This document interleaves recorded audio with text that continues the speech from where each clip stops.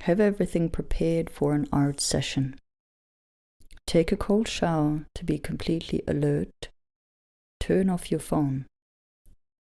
Sit comfortably and submit to meditation. Perceive the words with an open heart. When prompted, make art. Intro. When I was 15, music found me. Like an old friend, it embraced me. When I was lonely, it gave me a home. When there was art, there was no pain. Art came to me as a gift from heaven, an escape from school and the hostility behind the four walls of a home, the thoughts in my head and the hole in my heart. All throughout my anxious high school years, my mother's suffering and passing, and my father's bankruptcy, there was music. When I was a horrible sister and a burdensome daughter, music was my patient friend. When I turned away, music awaited my return with open arms. The home I never had, the love I seldom felt, that was music to me, the one constant in my life. So I took my friend and made him my slave. I took the magic and turned it into dirt. I tried to quench my thirst for love and attention and my burning desire for money and fame by abusing music. The innocence vanished. The joy burnt out. The song's brilliance slowly lost its charm, and ugly music, well, ugly music no one wants. So I was stranded with what I knew to be my purpose, since it infected me with joy at age 15 on a dry shore, without nourishment for my shrivelled soul.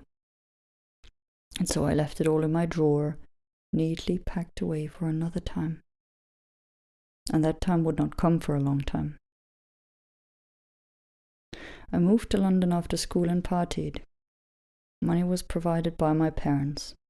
I drank and danced and laughed and almost got married. My mom was already ill, and I dreaded going home, for I knew the fated end. Once home, it took a year, and of that year I do not speak. It left its scars on the family. There was no family after my mother's passing. Everyone went their own way. I tried my luck in entrepreneurship, failed often, failed big, and moved in with my grandmother. My mother's death surely humbled my ego, but losing everything a few times broke me. My identity shifted and loosened, and even my eyes relaxed, and my wrinkles softened as I surrendered to my fate. I stopped cursing the world. I was no genius. I was a worker, and working I can. Failing I have learned, and standing up is now ritual and woven into my being. Guess who poked me once more, gently but cheekily? One night, after a moonlit stroll, I felt the urge to write a little song. The guitar felt so foreign in my hands, yet so familiar. Tears came, and the song wrote itself. That feeling of grace I have not felt since my young years. And soon and naturally, good songs came in dreams, came while I was strolling the city. It came when I watched the birds outside of my window. I slipped into a spell that felt like the first sip of coffee in the morning. I was free. I intend to put grace into this book as best I can to help you return to your one true love. Whoever she is, because she is calling your name. Come to me, old friend. Come home. Grace. The world is a strange place. You and I are walking down the street and locking eyes. I feel terrible that day, but your spark of sun touches my soul. Suddenly, I carry myself differently, taller than before. My stroll seems lighter and more elastic. The wind carries me as much as I move through the air. The breeze feels fresh on my cheeks, and I notice it for the first time actually. It is softly stroking me like my mother was when I was a little girl. Someone I pass by is smoking a cigarette, and I inhale the smoke. It takes me back to my grandmother's place, and I smell the coffee beans she is grinding in the kitchen and the stale smell of an empty apartment. I only visit every 3 years to see her. How peculiar that I forgot about her existence now. She is right here with me. I walk a little further, and a couple argues, yet their raised voices don't seem to affect me all too much. All I feel is peace. Who were you infecting me with your stare? Will you come back for me? Will you lighten my load? You don't know the power you hold, the people you touch, and the lives you change. You are an artist, don't forget that. Artists are open. They breathe life into the world. Your mere presence is art. Your expression, your walk, your talk, your freedom, your grace. Artists translate God to deaf ears, bring beauty to the blind, and robbing the world of art is a sin, and denying the world of your grace has consequences. When was the last time you made art you were proud of? When was the last time you created art for the joy of it for its own sake? When time sweetly slipped away like all your troubles. That time you made something worthwhile, but don't know how. And then you cheekily felt like a great artist, a genius, a messiah. And for that moment of creation you were. But were you? That sweet memory when grace carried your hand, and all was flowing without force, how you really had nothing to do. The art was conducting your every move. The song wrote itself. The words used you to come to life. For a moment you were a slave to the divine. But you didn't mind that at all, did you? You were glad she played you a fool. You are delighted to be hers and create for her alone. That is grace. And you know it by experience. It is all too familiar yet so out of reach. It is a meditation of sorts. Action turns into non-action, where the subject and the object merge. And artists have plenty of it. Not that they could own it, they should try. But get lost in, bathe in, and create from it. And perhaps that is the secret. Of it we shall not speak. It is left to be unsaid. All words cannot hold it or claim it, explain it or relay it. But for the purpose of this book, we shall call it grace. And grace comes from God like an emanation. Art comes in many forms, but art always holds the state of its maker. The maker can make art by force, great force infused with lower intentions or intentions of higher order that require less force. The greatest works of art are not made. They do not require a maker, they come from grace. They are brought to life by the artist, from maker to vessel. Art comes in many states, dead, alive, or in between. Alive artists create living art. Having touched grace and embraced it, they create freely, without much effort for the greater good. The dead create dead art for the dead, self-serving and perpetuating the state of lack of the artist. Their transmission is welcomed by recipients who are sharing that lack. To recognize alive work takes someone alive. Art holds great power. It can change the recipient and hence the world. It can also degrade and perpetuate darkness. The artist who desires power, money, and recognition creates art that reflects that lack and perpetuates that desire in its recipients. Art is freely available to all. So is grace. But to access grace, artists must empty their cups. Meditation, mending the past with true forgiveness, and uncovering genuine love are required. Once the artist is free of their dramas, real creation has space to flow. The artist then learns from the art. The artist then teaches through the art. Making art is a spiritual journey. Most artists start in lack and infuse their art with their lower intentions. The art is a mirror of their state of being. That art rarely gets attention from the world, and when it does, it often halts the true progress of the artist. Artists often desire money and fame. What they actually want is genuine support to grow out of that state. But masking pain by gaining power will do for a while. To heal one's wounds is a much harder undertaking that requires great courage. When fame and money elude the artist, all fame and money simply won't mask the pain any longer. The artist starts to change. By self-analysis, that leads to emotional change at the being level. The artist softens his ego and relaxes into his work, and his work starts to change. When self-serving intentions don't fill the cup, perhaps making art for others will. A life of service is the natural next step.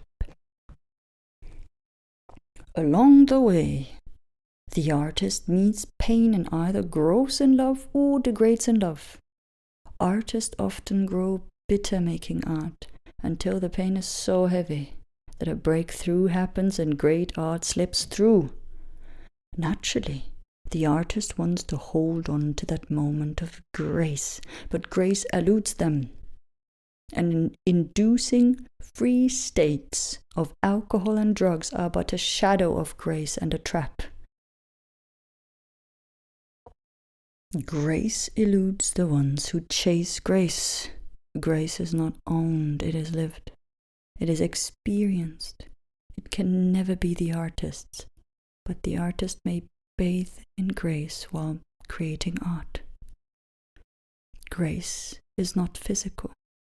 It is of a higher order.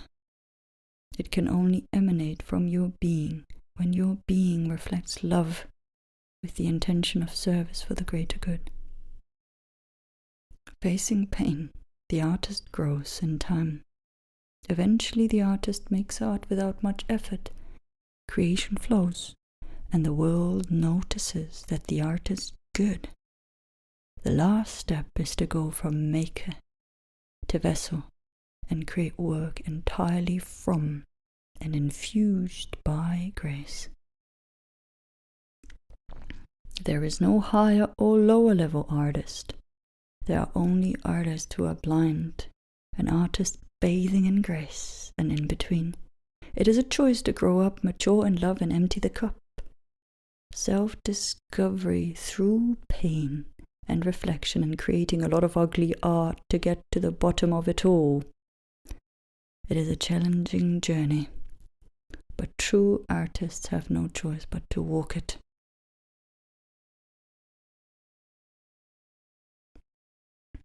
Journey. The journey has its ups and downs, is unpredictable and non-linear. Weeks of struggle and force accumulate to a revelation, the surrender of obstructions, and an experience of greater creation. Pain humbles with each successful or failed attempt. The lesson is the point. As the artist grows, so does the art. The art becomes beautiful in an artist's hands that are clean. A clear vessel creates great art. It is the artist that needs to change. The art is available to all. Grace surrounds and encompasses all artists. Some are just tuned to it well.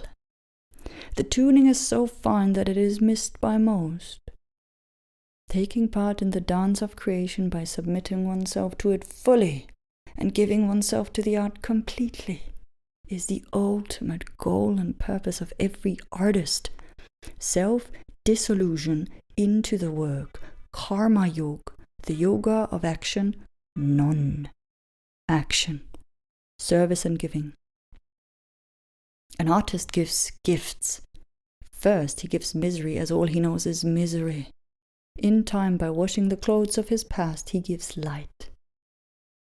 That light will awaken hearts and be visible to the hearts tuned to the light. Such is the journey of the arts, the journey of the soul. To break the mold of the past, the artist purges by creating art. The great purge happens when art, artist, and grace meet. The meditation is the merging, the dissolution of the artist into the art. The great three are but one. The art, the creation, and the artist flow with life and emanate grace. That grace gets captured in the work of art, and that work of art comes alive. Living art is holy art. Holy art is a sacred object infused with grace. Grace awakens, grace nourishes, and lets the receiver meet God through the art, through you. You are the introduction. You are the friend that opens the door. Be a good friend. That is the highest act, the non-act, the meeting as one through art conceived alone.